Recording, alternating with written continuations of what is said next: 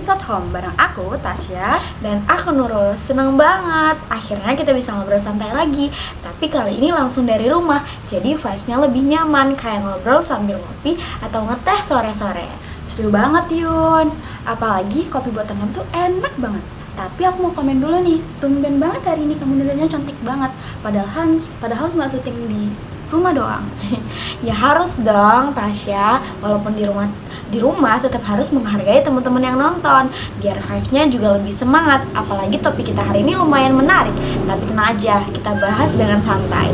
Wih, mantep nih. Jadi hari ini kita bukan mau gibai orang ya, tapi mau ngobrolin sesuatu yang dekat banget sama kehidupan kita sebagai pelajar atau mahasiswa.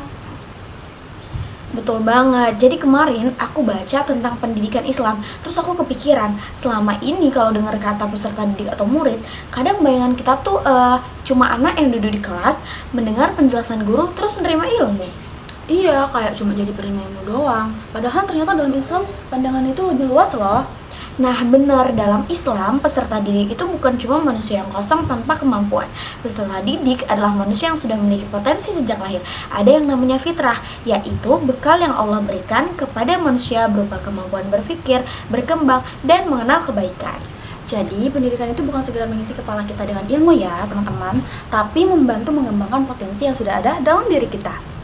Exactly, makanya pendidikan Islam tidak bertujuan membuat semua orang menjadi sama, tapi membantu setiap manusia berkembang sesuai kemampuan dan potensinya. Kalau dipikir-pikir, masuk akal juga ya Yun. Soalnya masa belajar itu kan kita berkembang banget, kadang semangat belajar tinggi, tapi kadang juga tiba-tiba malas. Bener banget, dan itu berkaitan dengan hakikat peserta didik sebagai makhluk yang dinamis. Artinya manusia selalu mengalami perubahan dan perkembangan, baik dari segi pikiran, emosi, maupun sikap. Berarti naik turunnya proses belajar itu wajar ya? Iya wajar, karena kita sedang berada dalam proses. Tapi yang penting kita tetap mau belajar, memperbaiki diri, dan terus diarahkan ke hal yang lebih baik. Jadi kalau lagi capek atau kehilangan motivasi, jangan langsung menyerah ya teman-teman, tapi cari cara untuk bangkit lagi.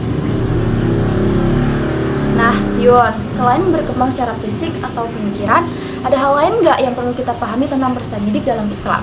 Ada, salah satu yang penting adalah peserta didik sebagai makhluk spiritual.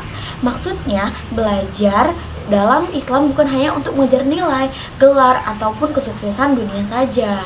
Tapi tetap boleh dong punya cita-cita sukses.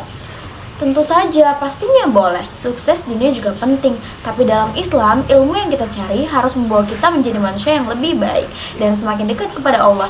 Ilmu yang bermanfaat dan digunakan untuk kebaikan yang juga bernilai ibadah. Wah, jadi bukan cuma pintar secara akademik ya, tetapi juga harus punya sikap dan akhlak yang baik. Iya, karena dalam Islam adab menjadi bagian penting bagi seorang peserta didik, menghormati guru, rendah hati, dan memiliki niat yang baik dalam mencari ilmu.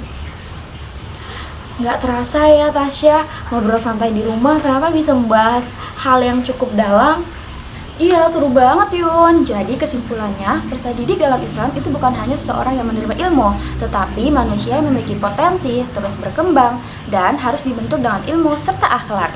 Betul, buat teman-teman yang sedang belajar, jangan pernah berhenti mencari ilmu dan terus kembangkan potensi diri. Aku Tasya, dan aku Nurul. Keep learning, keep growing. Bye-bye.